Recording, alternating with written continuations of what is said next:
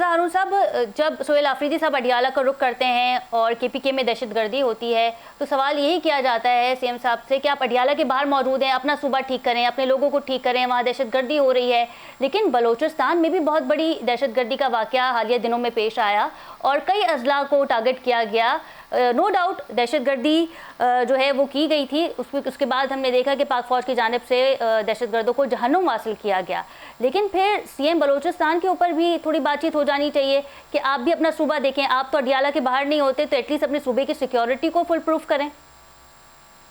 तो आपका क्या ख्याल है, सरफराज भुट्टी साहब कहाँ थे जब ये सब हो रहा था? सूबे में मौजूद थे ना, शहर में मौजूद थे, बल्कि वो तो उस जगह पे चले गए जहाँ ये इन्होंने कब्जा किया था, खाली कराया था, वहां पहुंच गए। जी तो सरफराज भुट्टी साहब तो क्वेटा में मौजूद थे, सूबे में नहीं मौजूद थे, नहीं, वो दौरे पे बिल्कुल निकल गए। क्वेटा में मौजूद थे, सूबे में मौजूद और थे, लेकिन हाँ, इदारों को या सीएम साहब को सुबह सवेरे ही एक लिस्ट थमा दी जाती है जिसमें सिक्योरिटी के हवाले से बता दिया जाता है तमाम सूबों के सीएम को। तो यकीनी तौर पे सरफराज भुट्टी साहब के पास भी कोई ऐसी क्वायरी आई होगी, कोई ऐसी फहरिस्त आई होगी कि बलोचिस्तान के दीगर अजला में जो है वो दहशतगर्दी के वाक़यात होने वाले हैं या प्लानिंग जारी है।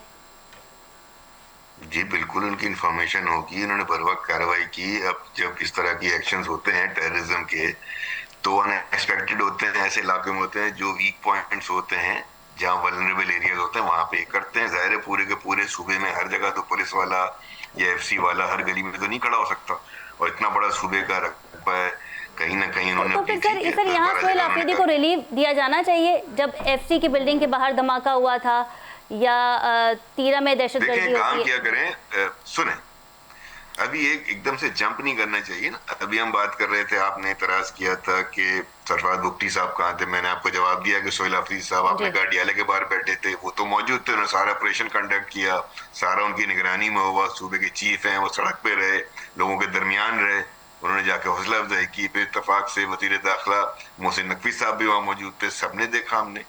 जहां तक बात है सोहेल आफरीदी साहब की, वो अपने सूबे के वजीर आला हैं। आज इन्होंने एक अच्छा, देखिए वजीर आजम से मुलाकात के बाद एक नेक्स्ट स्टेप क्या अच्छा हुआ है कि आज सूबे में पहली दफा एपेक्स कमेटी का इजलास हुआ है। उन्होंने इजलास किया जिसमें कोर कमांडर भी मौजूद थे, सूबे के दीगर अफसरान मौजूद थे, और इसी पे डिस्कशन हुई है।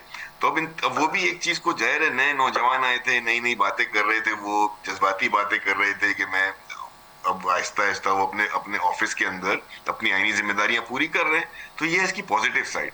कमेंट्री तो मैं भी बहुत कर सकता हूँ सोहेल आफरीदी के ऊपर कि सब कुछ छोड़ के अडियाला के बाहर बैठे थे, अब तीरा में नकले मकानी हो रही थी, 4 अरब रुपए वाला मसला था, बहुत सारी चीजें।